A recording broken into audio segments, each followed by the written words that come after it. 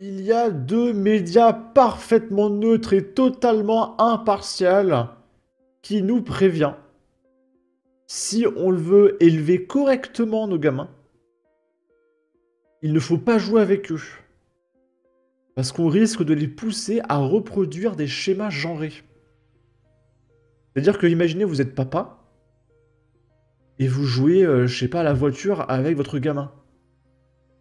Et bien du coup, vous allez pousser votre gamin à devenir un garçon. Et du coup, c'est pas bien. Et du coup, je suppose qu'il faut laisser votre gamin à des assistantes sociales de gauche qui vont mieux réussir à éduquer votre gamin.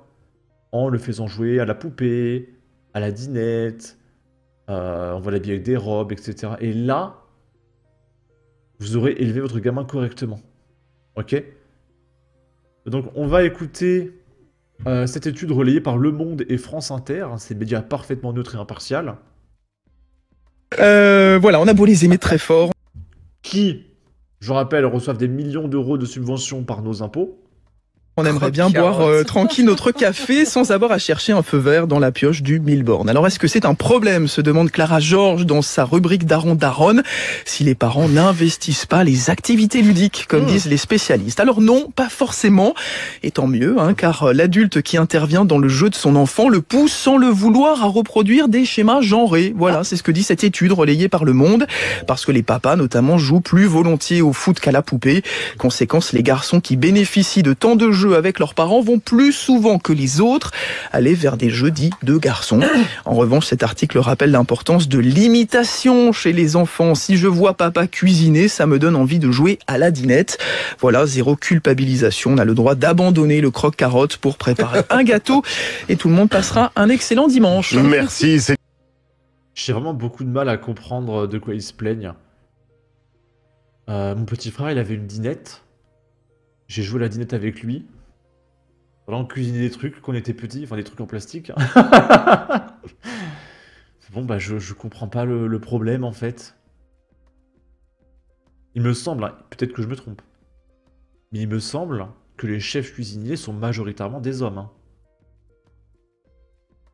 Vous regardez Top Chef, je crois qu'il n'y a qu'une seule nana dans l'équipe Top Chef. De quoi ils se plaignent, ces gens? Ces gens n'ont même pas d'enfants, en fait, déjà de base. Ils sont fait stériliser, ligaturer les trompes, etc. Donc de quoi ils parlent? C'est fatigant. C'est fatigant. Je suis désespéré. Là, on est sur France Info, pareil, des millions d'euros de subventions. Quoique dans France Info, c'est des milliards. En des milliards. Comment les pictogrammes indiquant les toilettes renforcent les stéréotypes de genre? Je me retiens de pas éclater de rire. On va lire cet article. Les pictogrammes désignant les toilettes sur les portes au fond des restaurants, dans les cafés ou dans les salles d'attente ont été créés pour permettre de signaler et de séparer les toilettes. D'un côté, on retrouve les hommes en pantalon et de l'autre les femmes en robe. Or, comme le raconte le psychiatre français Serge Tisseron dans le livre Au fond du couloir à gauche, donc le mec a écrit un livre sur les chiottes. Hein, c'est le travail des gens de gauche, faire des livres sur les chiottes, aux éditions Armand Collin, à seulement 45,99 €. Attendez, je veux me renseigner sur ce livre. Voilà le livre en question. Il coûte 12,90 €, 9 € en e-book. Alors c'est du racket, hein. En e-book, normalement, c'est 5 € grand max. Et du coup, on voit les images des chiottes, hein, sur la couverture de son livre. Tournez à droite, tournez à gauche, surveillez son allure. Les pictogrammes nous informent autant qu'ils régissent nos comportements. Parmi eux se trouve un genre à part, les panneaux des toilettes. Il a fait un livre sur les chiottes, quoi. Le chemin qu'ils indiquent est généralement simple. D'un côté les hommes, de l'autre des femmes. Choisissez votre porte. À y regarder de près, ces images ne suggèrent-elles pas un modèle auquel nous sommes invités à nous conformer? Alors, je vais vous économiser un livre de 150 pages, hein, parce que le mec a écrit 150 pages sur des chiottes. C'est juste pour que les femmes ne se fassent pas agresser dans les toilettes par des hommes. Voilà, terminé. Allez, abonnez-vous, ciao. Voilà, c'est tout.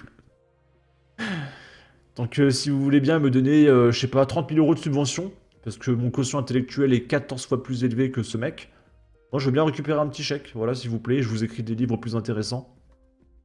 Depuis 20 ans, Serge Tisseron collecte, classe et décrit ces drôles de figures qui font l'objet d'une foisonnante créativité.